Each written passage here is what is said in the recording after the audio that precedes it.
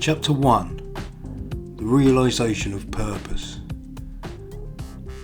Bedfordshire Free Hospital Research Collation Department. I knew there had to be some sense to what I was doing, some higher purpose, some ultimate good doing which would attract untold accolades and see people shower me with praise and fame. Nobody wants to admit that career choices they've made may have sent them in the wrong direction, that the arm of the crossroads you walked along has not only led you further away from the role you loved, but seems in fact to go nowhere at all. Not even a dead end, because that would imply a destination. No matter how anticlimactic, just miles and miles of nowhere.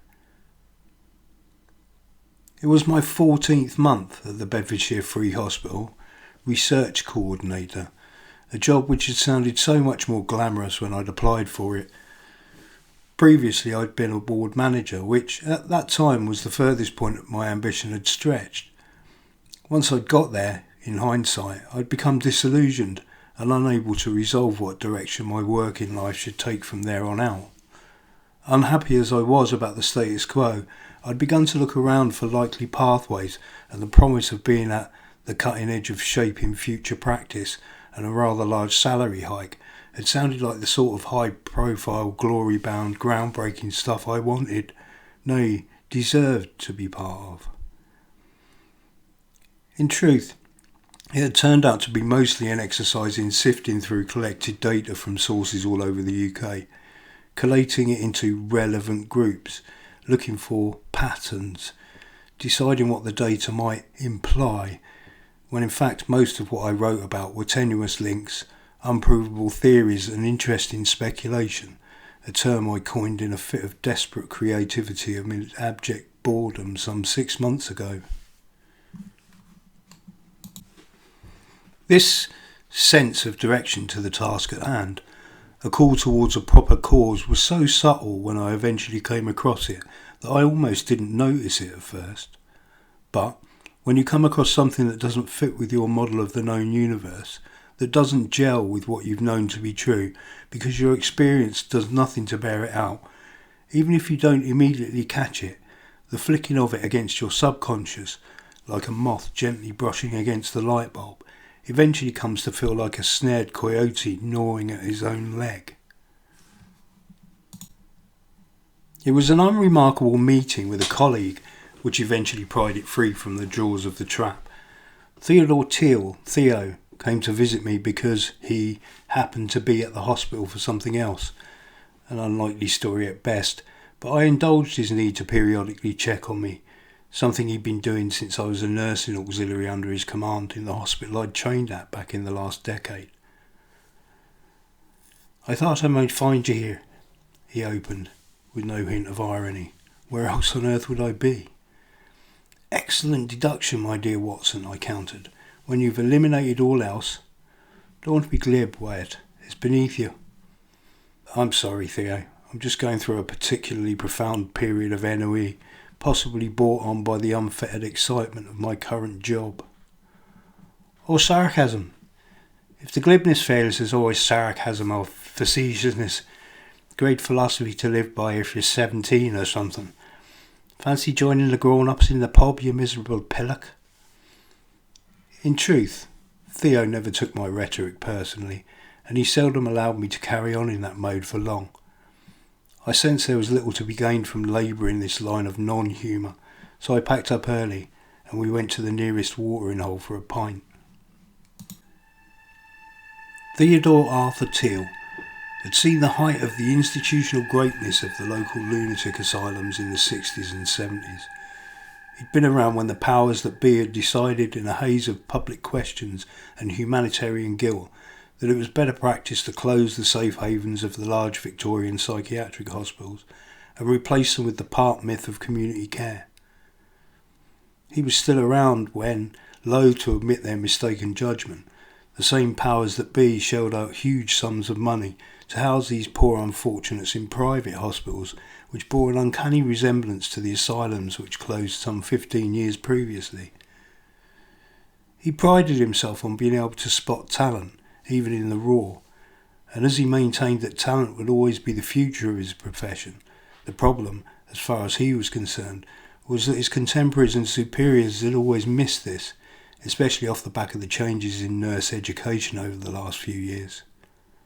They sat in their ivory towers and talked about the value of research and the status which clinical practice degrees had afforded the new nursing they felt had been the evolutionary result. Theo thought differently. Theo thought that nurses had become so wrapped up in their own importance and their misperception of some struggle for recognition among the medical and paramedical professions alongside whom they worked, that they'd lost the sense of what a nurse should be. Moreover, he felt that the real nursing was still being done by the traditionally trained individuals, whilst the vast majority of the BSc trained had developed into glory seekers, taking jobs in research and nurse tutoring. He maintained that existing nurses had panicked and in an attempt to make themselves indispensable enough to compete with the new wave, had attended all manner of courses in skills such as cognitive behaviour therapy and psychosocial interventions, which in the end only served to increase their already top-heavy workload. Theo was, he believed, a simple man with simple ideas, those of hard work, of caring for the people you were looking after and of nurturing those around you to accept the wisdom of your experience, with the idea of keeping the torch alight. Of course, he wasn't naive enough to think that research and investigation didn't have a place in his profession, and he wasn't one of those managers who thought that psychiatry had taken steps in the wrong direction on the whole. By and large, though, he'd always had very little time for the pontifications of academics who shied away from getting their hands dirty. In the grand scheme of things, actions speak louder and quicker than words. The Lousy Arms, nicknamed the Lousy Arms by the locals, wasn't as bad as its colloquial moniker suggested. It had an oldie-worldy feel like a real pub, with enough modernity in the shape of a big screen for the sport and a couple of fruit machines to draw in some from all age groups. Theo and I took a table near enough to the bar, but far enough away from the crowd watching an afternoon rugby match to be comfortable, and he started a conversation which time had honed into a recognisable and comfortable pattern. "You look tired. Are you spending your vast fortune on wine and women again, Wyatt?" Theo's Irish accent was at once soothing and coarse, like it could go either way. "You know me, Theo, always looking for things to keep me awake at night. There's ways to stay awake in the daytime you need more, young fella." Just when I thought references to my deep boredom with my work had gone unnoticed, I should have had more faith in my old friend. "Oh God, I'm dying here, Theo. The job is like one long trip to Temazepam. It's so tedious I sometimes take Valium to give myself a boost. I might have ME, but nobody would be able to tell. I see you haven't lost your talent for hyperbole." "Don't humour me, Theo. Kill me. It would be more humane," I pleaded. "Look, son, you used to be able to find the humour in even the darkest of situations. That's the talent of the psychiatric nurse boy. The ability to laugh when others see nothing funny or when they just plain daren't." His face softened. "Did I ever tell you about Eddie Chernesky? Old Eastern European bloke. Catatonic as I remember. Anyway, I've gone up to one of the backwards, long stay, you know, and there's Mike Murphy, Mad Murphy or Mental Mickey. Take your pick, but you get the idea. The charginess. I'm sure he was more in need of medication than the patients, but funny as like. So I said to him, "Mickey," I said, "Mickey, Eddie Chernesky has been pissing through the letterbox of the nursing office and I want him stopped." He paused for comic effect. "Stopped," says Mickey. "It's taken me all month to train the bastard." I'd heard the anecdote before, but I joined his guffaws anyway. More significantly, it drew my attention to the moth wings brushing the light bulb. Another of the generally accepted talents of a psychiatric nurse is the ability to spot patterns. More accurately, it's the ability to spot when an established pattern changes. Something in the conversation with Theo had dislodged a loose stone, and over most of the next week it would lead up to the end of my boredom. It teetered there, just out of reach, until the following Thursday, some 6 days on, and I was throwing myself into yet another batch of uncollated data from GP surgeries and hospitals around the county. Nobody expects to find significance in county data. Beyond seasonal trends, the samples are invariably too small compared to national figures to show anything that unusual, maybe over 10 years or so. The data batch represented referrals to acute psychiatric services from A&E and GP surgeries over the last 2 years. The usual stuff was in the yearly trends, more admissions for depressive illness around Christmas, along with a spike in suicide rates, that sort of thing. Then a word jumped off the page at me, and all because I'd heard Theo use it the week before. Catatonia. A 36-year-old man admitted to Bedfordshire Free Psychiatric Wing, unresponsive apart from one-word answers to closed questions, seemed to feed himself on autopilot, the admitting consultant's words, walking about in a world of his own, in between bouts of staying perfectly still for inordinate amounts of time. I'd met Eddie Chinesky, the subject of Theo's story, and even back then the condition was rare. Eddie was one individual amongst a population of around 1,500 patients. Unusual, but not unexplainable. I read on, but for some reason I was starting to feel like the coyote was in the snare. The next day, it dawned on me what I'd been trying to retrieve from the depths of my memory. I'd been looking at national data for admissions, discharges, diagnoses, relative lengths of stay in hospital, follow-up data, that sort of riveting stuff for the last 4 years. The answer was conspicuous by its absence. Not one diagnosis of catatonia anywhere in the country during that period. I was resolute now. I gathered the data sheets and made sure to highlight the relevant information. I girded myself to approach my boss, Alistair Bunk, research fellow, and marched over to his office.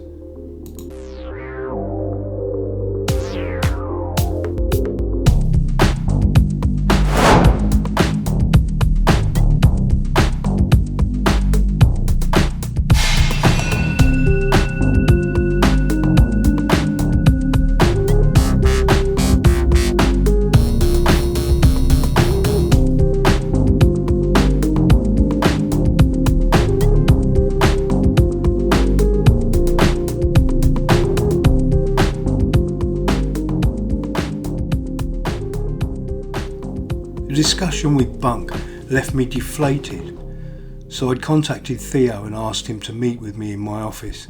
He'd come without hesitation or objection. Seriously, Theo, when I collate this information into a more coherent form, you'll see there's something strange going on. We've not seen these numbers of catatonics being admitted ever. I tell you, there's something fishy going on. There's something we're missing. I know it's only a total of 10 admissions, 3 the year before last and 7 last year, but I'd stored away the info up here as I went along. I tapped the side of my head with a finger.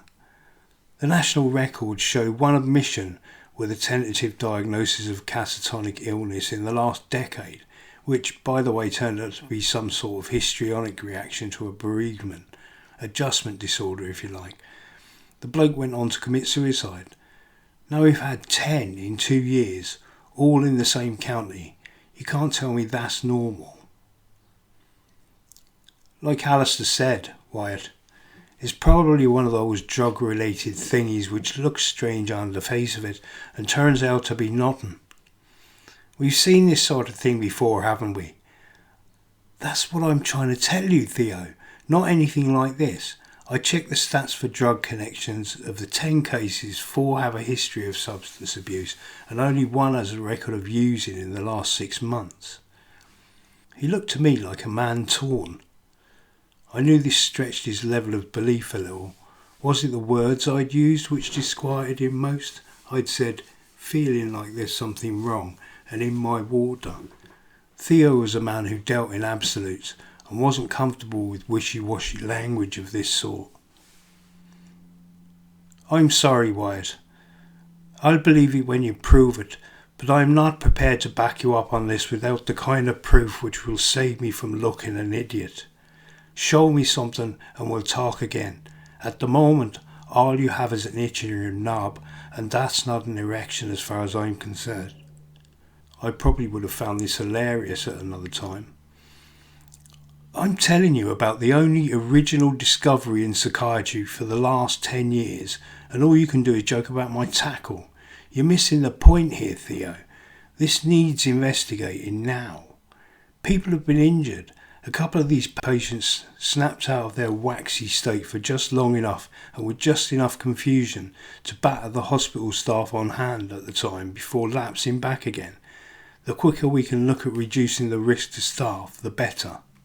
Look, lad, I trust you, you know I do. When you can back all this up, with a little more investigation, I'll stand next to you if you want to talk to Alistair, or whoever, the Prime Minister for all I care, but I'm not sticking my neck out with these odds. Is that clear? I nodded that it was, but looked away out the window, anywhere but at him, and he wheeled and marched out of the office door. 10 cases in one county over 2 years. If this wasn't convincing enough on its own, I would go to see these people and do a little research of my own. After all, that was what I took the job to do in the first place. I arrived at my first destination about 1:30. On reflection, this wasn't a particularly good plan since there was a shift change about to happen and it left me hanging around waiting for someone to pay attention to me. At just before 2 o'clock, I apparently became visible again, and a nurse in a thick knitted jumper and a pair of blue cargo pants walked over, presumably to investigate the interloper. "Help you?" he said, with a smile I imagined he considered welcoming. At least he was trying. A little sardonic voice in my head said, "Too late," in a scathing tone. "I'm Wyatt Miller, Research Coordinator with the Bedfordshire Free. I called earlier to ask if I could see Callie Potts, look at her records. Maybe I could ask some questions." "Sorry, Mr. Miller," I stabbed. "Of course. I don't know anything about your visit, I'm afraid. Would you mind waiting here for a moment?" "Mind? Why, I'm positively expecting it." Not strictly fair, since it wasn't this poor lad's fault I'd been waiting. I couldn't exactly take it out on myself without looking like I should be a patient. It's possible the further 15 minutes I continued to wait after that were my fault too. I was approached by a young lady in her late 20s, brown bob hairstyle framing a face which looked at once mischievous and innocent. She wore oversized clothes, baggy slacks and a fleece pullover, but it was for comfort rather than disguise, since she moved in that assured way of someone who exercises regularly. "Sorry to have kept you waiting, Mr. Wyatt. I'm Eden Parker. I'm the Assistant Ward Manager here on Wymondley Ward. What can I help you with?" "It's Miller, Wyatt Miller. I work at the Bedfordshire Free. I called your Ward Manager, Mr. Eden interjected a name at my hesitation. "Yeah, that's him. I was hoping to speak with Callie, Kalana Potts. Maybe ask you a couple of questions about her case." For some reason, talking with Miss Parker had an effect on my coherence. Maybe it was the brown eyes, which looked at me with a mixture of curiosity and amusement. "Oh, BFH. I've done a few shifts there myself. I'd be happy to talk with you, Mr. Miller." "Call me Wyatt." "Wyatt. But I'm not sure you'll get much conversation out of Callie. She's described as catatonic, but that's really by virtue of the fact that she's unresponsive and hyperkinetic. Apart from one instance about 10 days ago when she snapped out of it for long enough to spout nonsense about someone being here soon, and then punch a nursing assistant in the testicles. Ooh, nasty. I hope he's okay." "He's fine, but truth be told, a couple of his colleagues would have probably done it themselves if they thought they could get away with it. You didn't hear that from me, though." "Oh, what it is to be popular in this game, eh?" Quite right. On a more professional note, it's my opinion Miss Potts is not a typical catatonic, really. I mean, she shows the waxy flexibility and the dissociative aspects, but she sometimes looks as though she understands what you're saying to her and can't respond. She deliberately gives you eye contact, like that's her only way of communicating. Doesn't really make any sense to me, Mr. Wyatt. I spent some time afterwards with Miss Potts, who, just as Miss Parker had described, appeared like a person trapped in an unresponsive shell. Her eyes betrayed something, but I'd had that sensation enough in my career to know it might be something I wanted to see, rather than a real something. As I trekked back to my car, I found a new sensation niggled at me. Miss Parker, Eden as she'd insisted I call her when I said my goodbyes, seemed somehow familiar to me. Her name struck some distant chime in my already overactive subconscious, starting the moths fluttering again. Once I was driving, I dismissed it as a symptom of being attracted to the bright, pretty nurse and boxed it away for later. I arrived back at work and resolved to visit Cullum Stone. Cullum was the gentleman admitted the previous week and who matched my research criteria. He'd been brought into the Lister Wing, the psychiatric facility housing acute admissions, drug and alcohol recovery and a mental health day service, by a relative at the request of his GP. He'd become extremely withdrawn and unresponsive. He lived alone and worked as an officer in the local prison. His sister had dropped into his house when he failed to turn up at their mother's for Sunday dinner and found him standing in the kitchen looking out the window at the garden. She tried to speak to him and got no response. Indeed, he'd not moved a muscle in the 2 hours between her arrival and the ambulance turning up at the GP's advice. Reports said she'd described him as like some sort of full-sized action figure. You could position his arms where you wanted and it would just stay there. I gleaned this from his medical notes and had figured I could spend some time observing him at the same time, since he had his own bedroom on the ward. The plan was to go to the nurses if my reading or observation threw up any questions and go straight home from there. Initially it looked like my observation was going to yield very little. Stone sat on the edge of his bed, bolt upright, where I assumed he'd been posed by whomever had put him there. A casual observer would have thought he was looking at the notice board on the wall of the room, but his gaze was unchanging, and he appeared to only blink about once every 2 or 3 minutes. I concluded from all this that the reading was the key task here, and settled in to peruse his rather slim file in detail. It turned out that Cullum was not plagued with health issues. He'd had one admission to hospital in his 34 years for correction of a deviated septum, this as the result of a collision with a prisoner's fist some 6 years past. Apart from the odd visit to A&E for cuts, bruises and a case of sunstroke as a teenager, as healthy as most would aspire to be. No previous history of mental illness, indeed no family history either, no history of alcohol or illicit drug use, and yet here he was. My reverie was shattered as a hand with considerable strength clamped onto my upper arm, and the fingertips dug into the flesh. A bruising grip, and one well used to holding on tight to people. I swiveled in my chair, the medical folder skidding from my lap onto the floor with a slap, as I sought to discover my assailant. I looked up and straight into the eyes, the sentient eyes, of a man who had reportedly moved very little unaided in days. "I'm here," he blurted. "I managed to get back. I don't know who you are, but we don't have much time. Levy was right. It's an invasion. It won't be long. I can't tell you any." He froze, and the muscles on his face relaxed like a dying man. I rediscovered the ability to move and grabbed his hand, tearing the finger vice from my arm and springing to my feet in the same action. To my shame, I ran from the room like some cliche from a television comedy, arms raised, shouting, "Nurse, nurse!"